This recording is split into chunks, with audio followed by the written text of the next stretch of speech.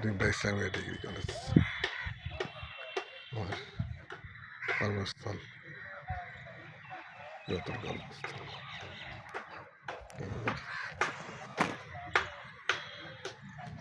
ডিমটা Islamia degree college ডিমটার ঐতিহ্যবাহী শিক্ষা প্রতিষ্ঠান।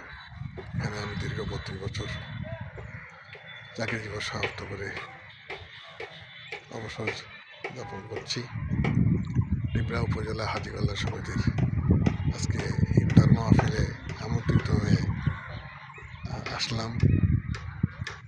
এক ঢিলে দুই পাখি মারার মতো আমাদের ইফতার মাহফিলে অংশগ্রহণ এবং আমার পুরাতন গর্ভস্থলে